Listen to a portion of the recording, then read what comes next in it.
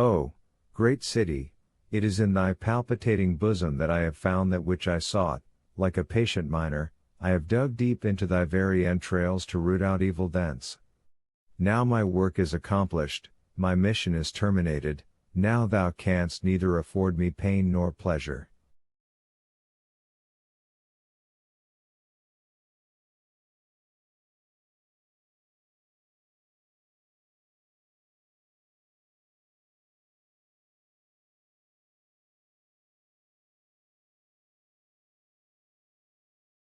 Adieu, Paris, adieu. His look wandered over the vast plain like that of some genius of the night, he passed his hand over his brow, got into the carriage, the door was closed on him, and the vehicle quickly disappeared down the other side of the hill in a whirlwind of noise and dust.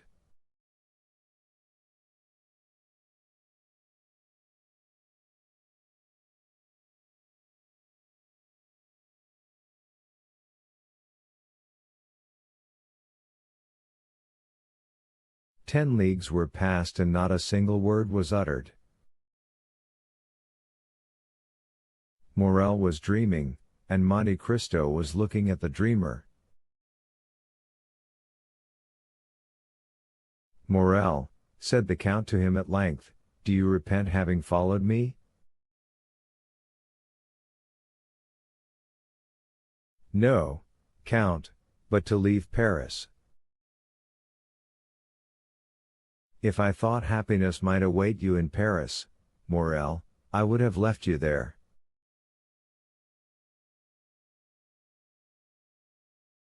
Valentine reposes within the walls of Paris, and to leave Paris is like losing her a second time.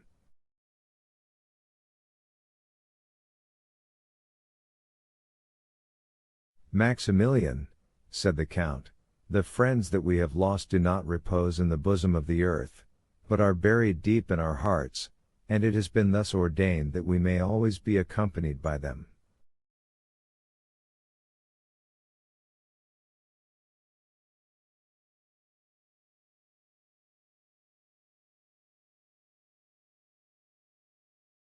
"I have 2 friends, who in this way never depart from me, the one who gave me being, and the other who conferred knowledge and intelligence on me.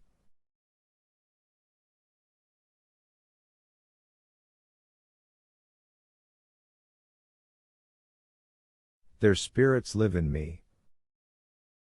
I consult them when doubtful, and if I ever do any good, it is due to their beneficent counsels.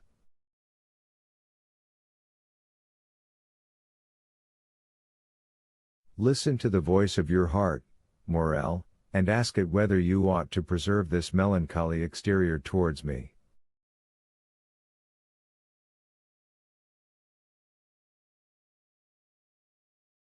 "My friend," said Maximilian, "the voice of my heart is very sorrowful, and promises me nothing but misfortune."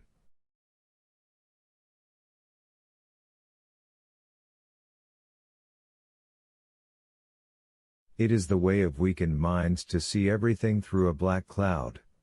The soul forms its own horizons, your soul is darkened, and consequently the sky of the future appears stormy and unpromising.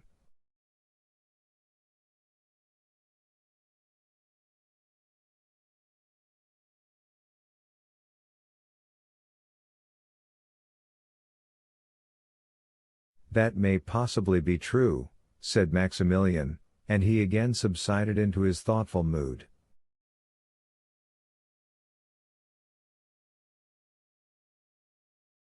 The journey was performed with that marvelous rapidity which the unlimited power of the Count ever commanded.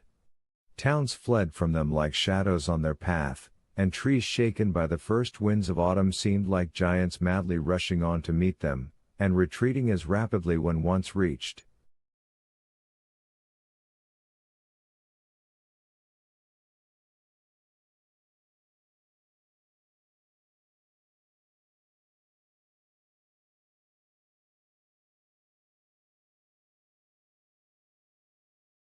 The following morning they arrived at Chalon, where the Count's steamboat waited for them. Without the loss of an instant, The carriage was placed on board and the two travelers embarked without delay.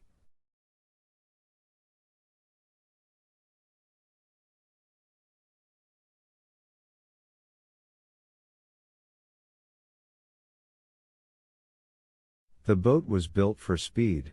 Her two paddle wheels were like two wings with which she skimmed the water like a bird. Morel was not insensible to that sensation of delight which is generally experienced in passing rapidly through the air, and the wind which occasionally raised the hair from his forehead seemed on the point of dispelling momentarily the clouds collected there.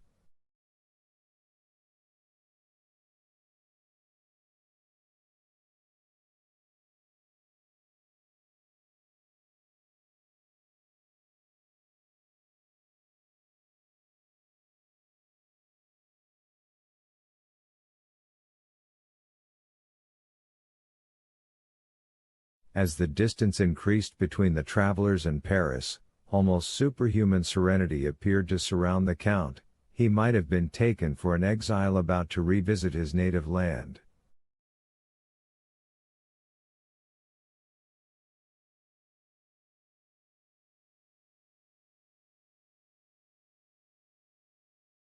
Ere long Marseille presented herself to view, Marseille, white, fervid, full of life and energy, Marseille, the younger sister of Tyre and Carthage, the successor to them in the empire of the Mediterranean, Marseille, old, yet always young.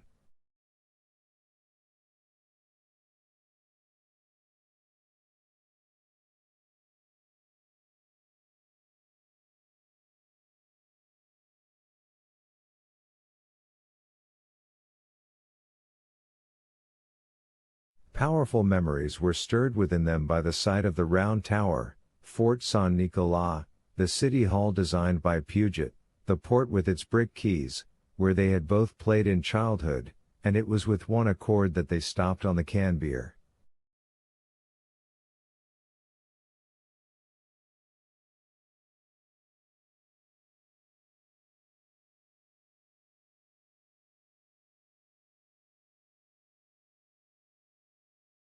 A vessel was setting sail for Algiers, on board of which the bustle usually attending departure prevailed.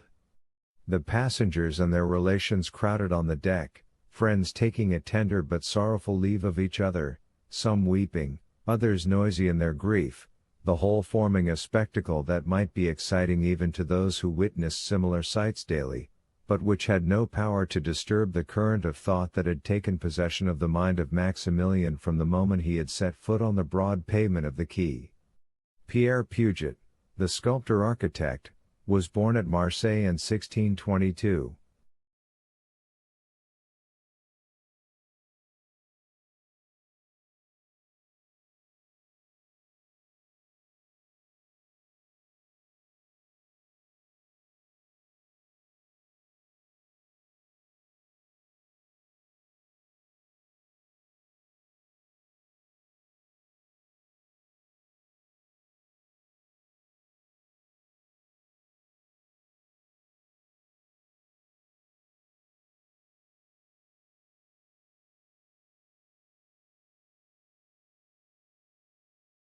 Here, said he, leaning heavily on the arm of Monte Cristo, here is the spot where my father stopped, when the Pharaon entered the port. It was here that the good old man, whom you saved from death and dishonor, threw himself into my arms.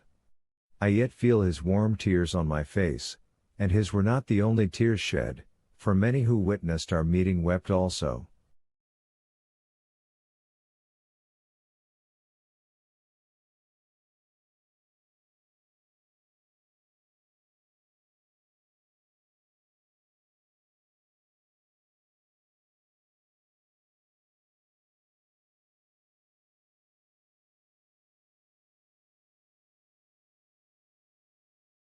Monte Cristo gently smiled and said, I was there, at the same time pointing to the corner of a street.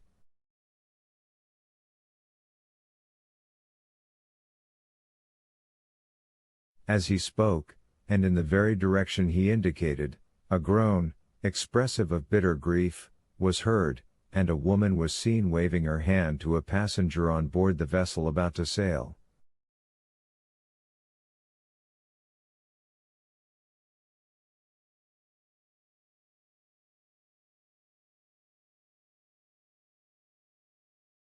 Monte Cristo looked at her with an emotion that must have been remarked by Morel had not his eyes been fixed on the vessel.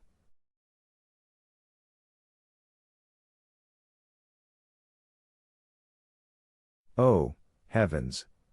exclaimed Morel, "I do not deceive myself, that young man who is waving his hat, that youth in the uniform of a lieutenant, is Albert de Mercer."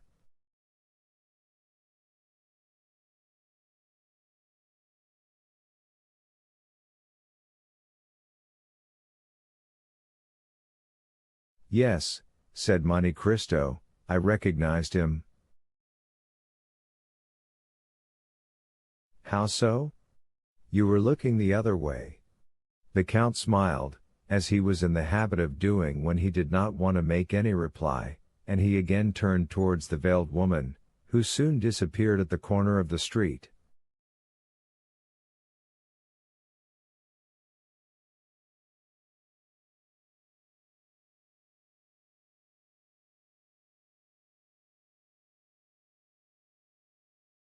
Turning to his friend, "Dear Maximilian," said the Count, "have you nothing to do in this land?"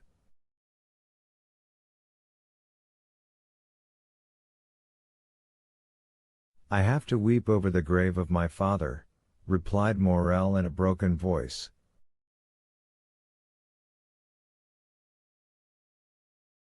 "Well, then, go, wait for me there, and I will soon join you."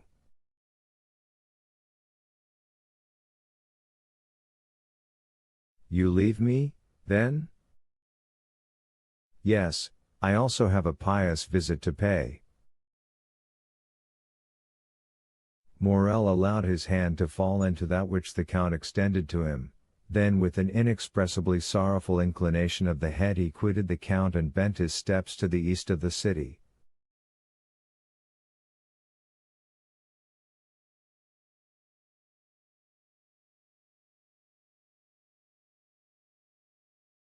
Monte Cristo remained on the same spot until Maximilian was out of sight. He then walked slowly towards the Allées de Meilhan to seek out a small house with which our readers were made familiar at the beginning of this story.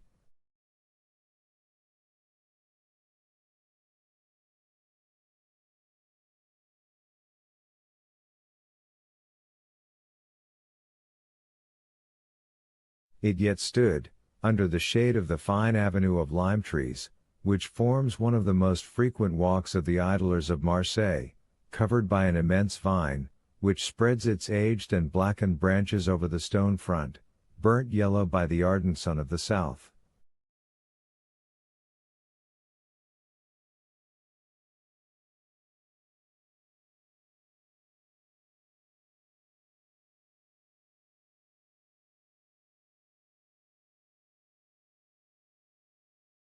Two stone steps worn away by the friction of many feet led to the door, which was made of 3 planks. The door had never been painted or varnished, so great cracks yawned in it during the dry season to close again when the rains came on.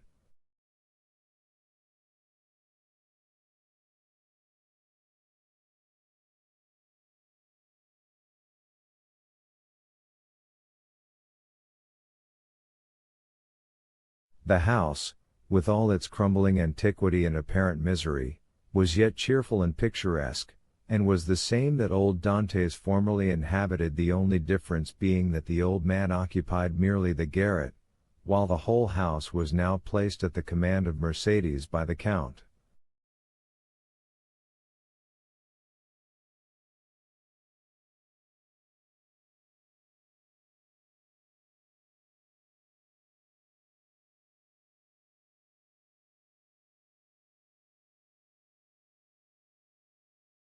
The woman whom the Count had seen leave the ship with so much regret entered this house. She had scarcely closed the door after her when Monte Cristo appeared at the corner of a street, so that he found and lost her again almost at the same instant.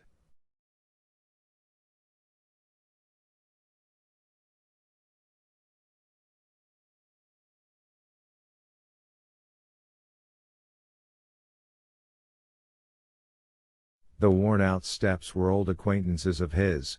He knew better than anyone else how to open that weather-beaten door with the large-headed nail which served to raise the latch within.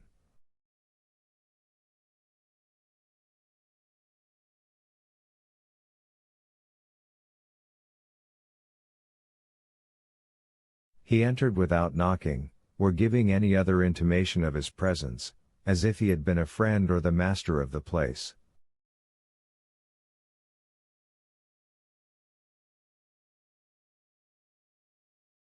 At the end of a passage paved with bricks, was a little garden, bathed in sunshine, and rich in warmth and light. In this garden Mercedes had found, at the place indicated by the Count, the sum of money which he, through a sense of delicacy, had described as having been placed there 24 years previously. The trees of the garden were easily seen from the steps of the street door.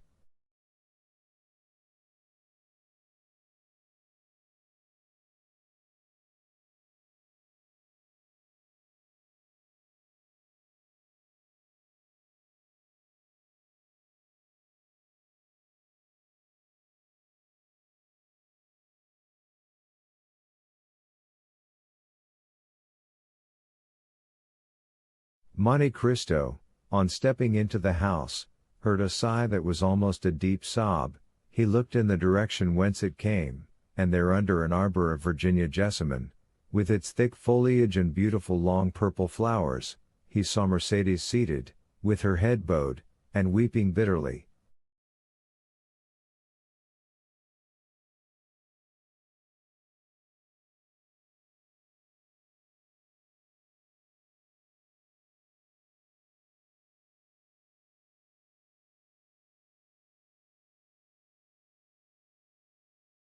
She had raised her veil, and with her face hidden by her hands was giving free scope to the sighs and tears which had been so long restrained by the presence of her son.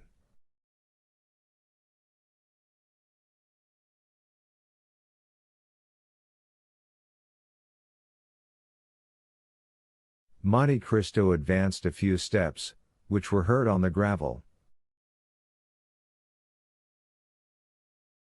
Mercedes raised her head, and uttered a cry of terror on beholding a man before her.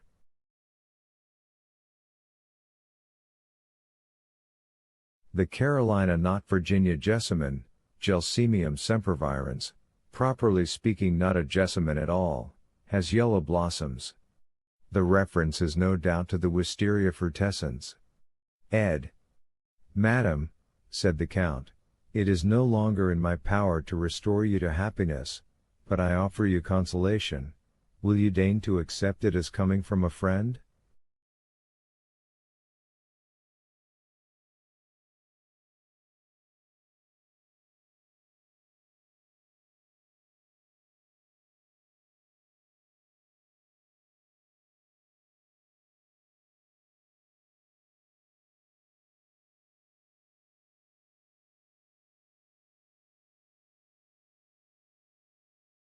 I am, indeed, most wretched, replied Mercedes. Alone in the world, I had but my son, and he has left me.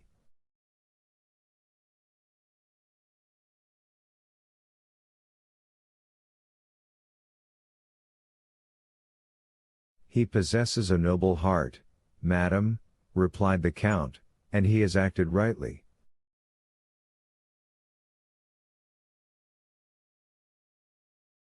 He feels that every man owes a tribute to his country, some contribute their talents, others their industry, these devote their blood, those their nightly labors, to the same cause.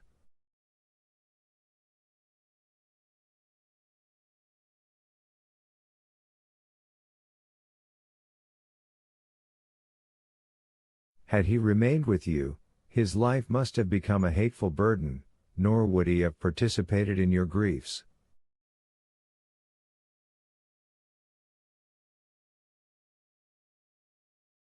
He will increase in strength and honor by struggling with adversity, which he will convert into prosperity.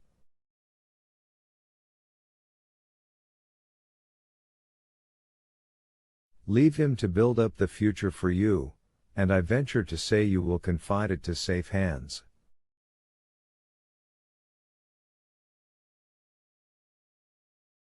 Oh, replied the wretched woman, mournfully shaking her head, the prosperity of which you speak, and which, from the bottom of my heart, I pray God in His mercy to grant him, I can never enjoy. The bitter cup of adversity has been drained by me to the very dregs, and I feel that the grave is not far distant.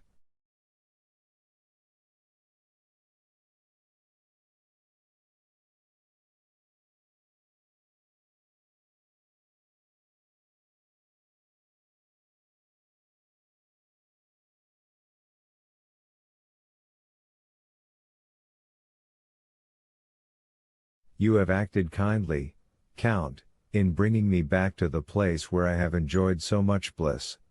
I ought to meet death on the same spot where happiness was once all my own.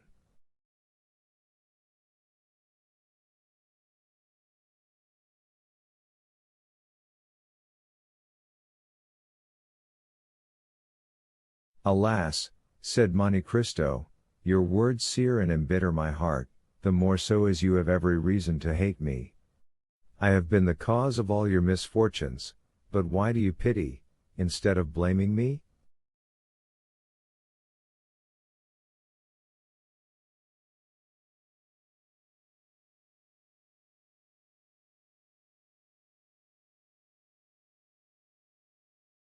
You render me still more unhappy.